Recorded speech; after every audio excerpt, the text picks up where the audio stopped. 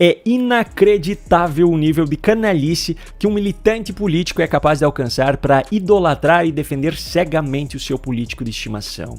Você provavelmente já está sabendo de toda essa história, mas por garantia eu vou contextualizar muito rapidamente. A Receita Federal publicou uma instrução normativa intensificando o monitoramento sobre movimentações bancárias de pessoas físicas acima de R$5.000 por mês e de pessoas jurídicas acima de R$15.000 por mês. Quando esse fato começou a repercutir, houve grande mobilização popular contra a medida, e essa pressão veio por parte de pessoas de todos os espectros políticos. Não era uma questão de direita contra a esquerda ou vice-versa.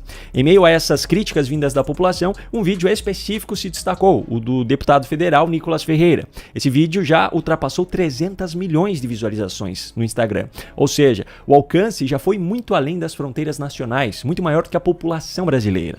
Enfim, a pressão foi tanta que o governo decidiu recuar e revogar a medida. Só que a partir daí, aqueles militantes mais fanáticos, aqueles que defendem incondicionalmente tudo aquilo que o governo Lula faz, começaram a agir da maneira mais baixa e desonesta possível para tentar descredibilizar todos aqueles que se opuseram ao aumento na fiscalização. E os ataques foram direcionados principalmente ao deputado Nicolas Ferreira. Eu vou começar pelo jornalismo, ou melhor, por aquilo que dizem ser jornalismo, mas definitivamente não é. Agora o governo perde essa guerra para as fake news e tem que recuar. O recuar nunca é bom. E aí o Haddad, inclusive, lembra o seguinte, né? Olha só, o Donald Trump, quando foi eleito agora, ele teve 5 milhões de visualizações. E o deputado Nicolas Ferreira, de Minas Gerais, do PL de Minas Gerais, conseguiu mais de 150 milhões de visualizações ao insistir nessa história de taxação, de PIX, enfim, desqualificar. Primeiro, uma atualização. O vídeo já passou de 300 milhões de visualizações. Agora, o segundo e mais importante ponto que precisa ser esclarecido. Como sempre, o pessoal da Globo News fala sobre um vídeo, mas não mostra o vídeo, ou pelo menos não mostra na íntegra. Dessa forma, o espectador se baseia apenas naquilo que os supostos jornalistas estão falando.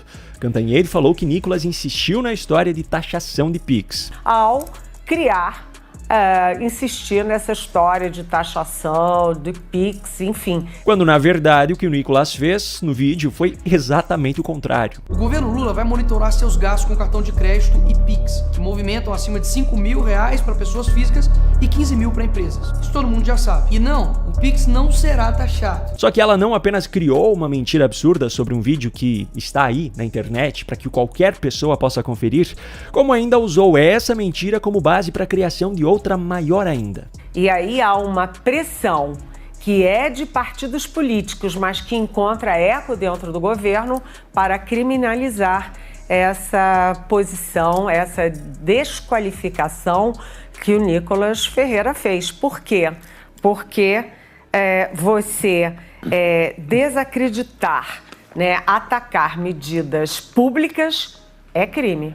Não existe na legislação brasileira nada que configure como crime desacreditar medidas públicas. Simplesmente não existe. Ela inventou isso. E mesmo que fosse crime, Nicolas Ferreira é deputado federal. Portanto, quaisquer palavras dele no exercício da sua função são invioláveis civil e criminalmente. A imunidade parlamentar está prevista no artigo 53 da Constituição Federal. Mesmo que ela não tenha sido respeitada em casos como o do deputado Marcel Van Hatten recentemente, ela ainda está prevista na Constituição Federal. E ainda tem mais um ponto. Se as medidas constantes na instrução normativa da Receita Federal são mesmo um instrumento importante de combate à sonegação fiscal, quem cometeu um ilícito foi quem revogou a medida, não é mesmo? Agora, a pseudo-jornalista da Globo News está longe de ser a única militante a fazer uso desse jogo sujo.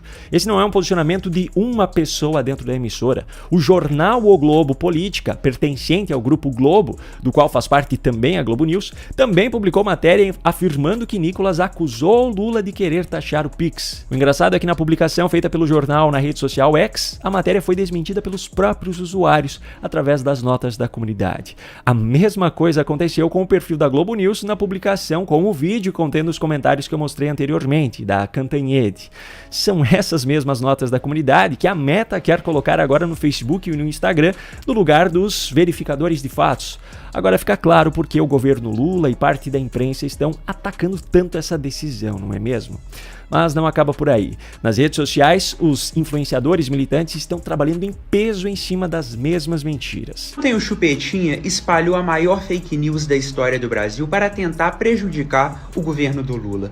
Ele disse que o governo do Lula vai taxar o Pix. O próprio governo já decidiu assumir essa narrativa também. O ministro da Fazenda, Fernando Haddad, em uma fala à imprensa, usou a mesma mentira de que desacreditar um instrumento público é crime.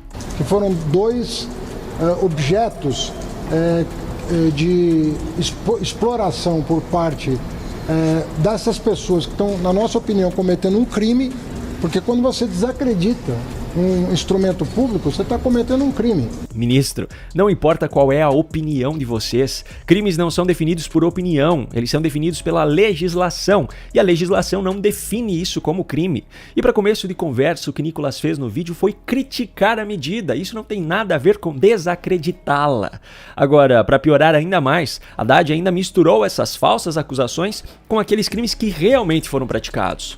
Tem pessoas que chegaram a receber boleto em casa para pagar com o logo da Receita Federal, que vão para uma conta que ninguém sabe o que é e prejudicando a economia popular. Essa falsificação de boletos, cobrando valores das pessoas se passando pela Receita Federal, de fato, é crime.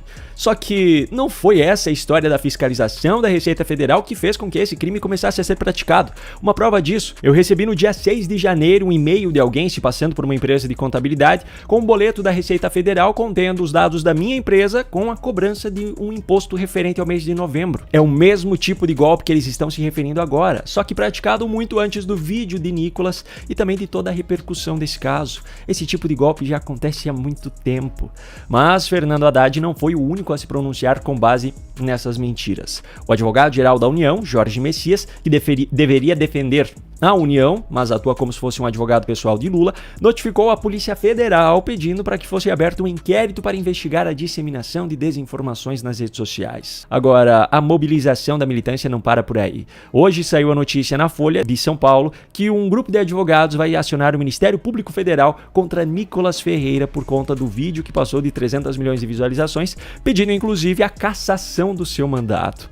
Que grupo de advogado é esse? O Prerrogativas, popularmente chamado de Prerro, aquele mesmo grupo de advogados militantes que homenageou Janja em sua festa de final de ano em dezembro de 2024. O grupo é tão militante que o próprio jornal O Globo chama de Grupo de Advogados Lulista e Anti-Lava Jato.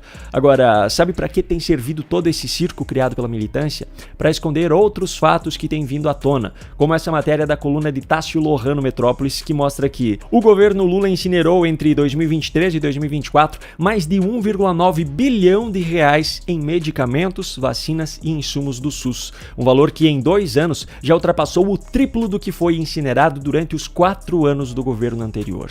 E sabe o que é mais interessante nessa história?